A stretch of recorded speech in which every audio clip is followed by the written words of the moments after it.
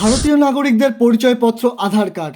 আধারের তথ্যের গোপনীয়তা ও সুরক্ষা বজায় রাখতেই এই নয়া উদ্যোগ কেন্দ্র সরকারের, যে কারণে মঙ্গলবার নয়া অ্যাপ লঞ্চ করলেন কেন্দ্রীয় মন্ত্রী অশ্বিনী বৈষ্ণব। নিজের এক্স হ্যান্ডেলে অশ্বিনী বৈষ্ণব বলেন, আধার ভেরিফিকেশন আরও সহজ করতেই এমন পদক্ষেপ নেওয়া, আর এর সাহায্যে ভেরিফিকেশন প্রক্রিয়ায় আসবে আমূল পরিবর্তন। দেশের প্রতিটি নাগরিকের ব্যক্তিগত সমস্ত তথ্য সুরক্ষার জন্যই এমন অ্যাপ চালু করলো কেন্দ্র সরকার। বর্তমানে সকলের কিন্তু নিজেদের ব্যাগে আধার কার্ড কিংবা তার জেরক্স নিয়ে ঘোরেন, এতে কিন্তু হারিয়ে যাওয়ার সম্ভাবনা অনেকটাই থাকে।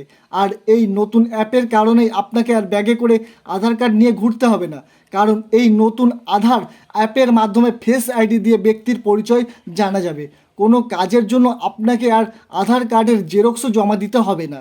এতে কিন্তু অনেকটাই সুবিধা পাবেন দেশের নাগরিকরা। এবার জালিয়াতি রুখতে এমন পদক্ষেপ নিল কেন্দ্র।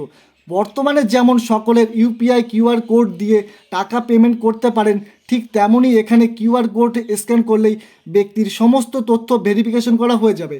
কোনো জায়গাতে আধার কার্ডের কোনো ফটোকপি জমা দেওয়ার প্রয়োজন পড়বে না। এতে কিন্তু ব্যক্তির সমস্ত তথ্যই সুরক্ষিত থাকবে।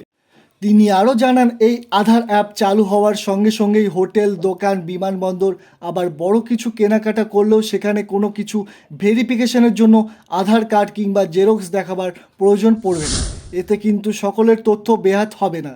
এই নতুন অ্যাপটিতে কিড আর কোড স্ক্যান করলে ব্যক্তির পরিচয় জানা যায়। এতে তাকে কিন্তু কোথাও আর আধার কার্ডের জেরক্স বহন করতে হবে না।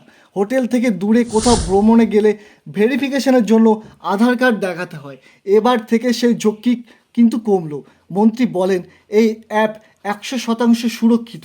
এতে ব্যক্তির কোনো ব্যক্তিগত তথ্য বেহাত হবে না। এই নতুন অ্যাপের মাধ্যমে শুধু যে সকলের প্রয়োজনীয় তথ্য ভাগ করা যাবে তা নয়, তাদের সেই ব্যক্তিগত তথ্য অন্য কেউ দেখতেও পাবেন না। এই নতুন আধার অ্যাপ ব্যবহার করার সময় সকলকে কিউআর কোড স্ক্যান করলেই চলবে। সেই সঙ্গে তাদের ফেস আইডি দিতে হবে।